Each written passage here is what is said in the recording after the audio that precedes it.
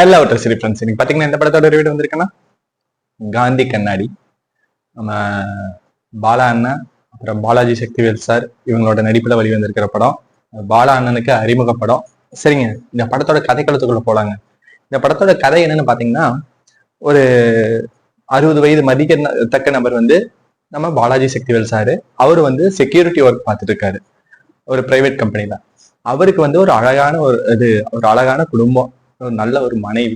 அதாவது வந்து காலை ஃபுல்லா அவங்க செய்யற தக்காளி சாப்பாடா இருந்தா கூட கால் பண்ணி தக்காளி சாப்பாடு நல்லா இருக்குது அப்படின்னு சொல்லி கேட்கிற, நல்லா இருக்குன்னு வாழ்த்து சொல்ற மாதிரி ஒரு கணவர், அந்த மாதிரி ஒரு மனைவி. தொட்டதுன்னுக்கெல்லாம் நீ இருக்கல கண்ணம்மா, நீ இருக்கல கண்ணம்மா, நீ இருக்கல கண்ணம்மா இப்படின்னு வந்து அவரு வழிநடுக எப்ப பார்த்தாலும் அவங்க பெரியதை உச்சரிச்சுட்டு இருக்காரு. அப்படி இருக்கிறதுக்கு ஒரு ஆசைங்க. அதாவது என்னன்னா, அவங்க வந்து ஒரு ஆடம்பரமா வந்து கல்யாணம் பண்ணணும்னு சின்ன வயசுல வந்து பாலாஜி சக்திவேல் சாரோட ஒய்ஃப், அதாவது கண்ணம்மா கேரக்டர் வந்து சொல்லியிருப்பாங்க. அதுக்காக வந்து அப்ப வந்து அப்படி பண்ண முடியல. அதனால இப்ப என்ன பண்ணலான்னு சொல்லிட்டு 60 வயசுல இந்த மாதிரி 60ஆம் கல்யாணம் பண்ணலான்னு முடிவு எடுக்கிறாரு. முடிவு எடுக்கிறப்ப அவர் வந்து என்ன வந்தாருன்னா, ஒரு ஈவென்ட் மேனேஜ்மெண்ட் நடத்துற ஆள் தான் நம்ம பாலா சாரு. அவங்க கூட இருக்கிறவங்க நமிதா கிருஷ்ணமூர்த்தி மேம். அவங்க போய் ப்ரோக்ராம் இது பண்ணலாம் அப்படின்னு சொல்றாரு. சொல்லிட்டு 52 லட்சம் ரூபாய் சொல்லிடுறாரு நம்ம பாலா சார். அதுக்கு வந்துட்டு இவர் என்னடா பண்ணலான்னு சொல்லி யோசிச்சு டக்குன்னு அவர்தான் பெரிய ஜமீன் ஆச்சு. சொத்து பத்திரத்தை எடுத்துட்டு ஊருக்கு போறாரு. ஊருக்கு போய் இடத்த அப்படியே வித்துட்டு இங்க வராரு. வந்துட்டு சரி எப்படியாவது நடத்திடலாம், கையில காசு இருக்குன்னு நினைக்கிறப்ப பாத்தீங்கன்னா கடைசியா மோடி சார் வச்சாரு ஒரு வேட்டு அப்படிங்கிற மாதிரி கரெக்டான டைமிங்ல டிமானிட்டைசேஷன், அதாவது பண மதிப்பு இழப்பு பண்ணிடுறாங்க. அதுக்கப்புறம் அந்த பணத்தை வச்சு அவரோட 60ஆம் கல்யாணத்தை நடத்தினாரா இல்லையாங்கிறதாங்க படத்தோட மீதி கதை.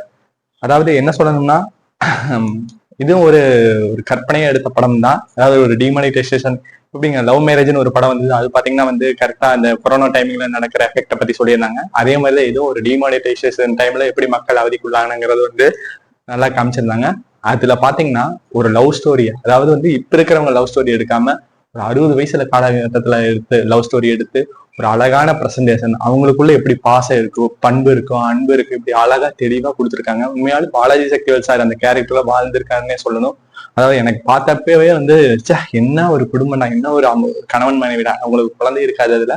இது இல்லாம இருந்தாலும் வந்து எனக்கு கடைசி நொடி வரைக்கும் வந்து கடைசி நொடியில உண்மையால கண்ணில் தண்ணி வந்துச்சுன்னே சொல்லணும். அவ்வளவு ஒரு அற்புதமான நடிப்பை பாலாஜி சக்திவேல் சாரும் வந்து அவங்களோட ஒய்ஃப் கேரக்டரும் நடிச்சிருக்காங்க. அதுல ஈவென்ட் மேனேஜ்மெண்ட் நடத்துற பாலா சார் ஆகட்டும், அவரும் சூப்பரா பண்ணியிருந்தாரு. அதாவது வந்து ஈவென்ட் மேனேஜ்மெண்ட் அவரோட எதுகை மோனை வார்த்தைகள சில இடத்துல தெட்டுப்படுது, இருந்தாலும் சில இடத்துல கேரக்டருக்கு வலு சேர்த்துற மாதிரியே தான் வந்து நல்ல நடிப்பு பாலா சார் வெளிப்படுத்தியிருந்தாரு. அவரோட புதுப்படங்கிற மாதிரியே தெரியல. ஏன்னா வந்து முக்கியமா கேரக்டர் ஃபுல்லாவே வந்து இவங்களுக்கு தான் கொடுத்துருக்கறனால, யாருக்கு பாலாஜி சக்திவேல் சாருக்கு கொடுத்துருக்கனால பெருசா பாலா சாருக்கு வந்து எஃபெக்ட் பண்ணாம அவரோட தோன்ற காட்சியில வந்து நல்லாவே பிரசன்டேஷன் பண்ணிட்டு போயிட்டாரு. அதே மாதிரிதான் வந்து நமிதா கிருஷ்ணமூர்த்தி மேமும்.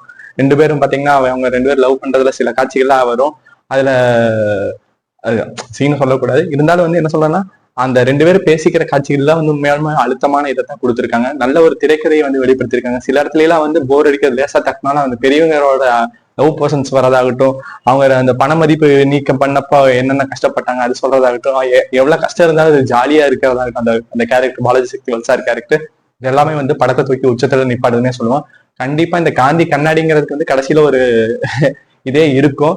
அவரோட கண்ணாடி உடஞ்சு கிடக்கு, அதனால வந்து காந்தி கண்ணாடின்னு கூட வச்சிருப்பாங்க. இதெல்லாம் படத்தை பாருங்க, கண்டிப்பா உங்க எல்லாத்துக்குமே இந்த படத்தை ரொம்ப பிடிக்கும். நீங்க தியேட்டர்ல போய் மிஸ் பண்ணாம இந்த படத்தை பாருங்க. ஒரு அருமையான காவியம் தான் இந்த காந்தி கண்ணாடி.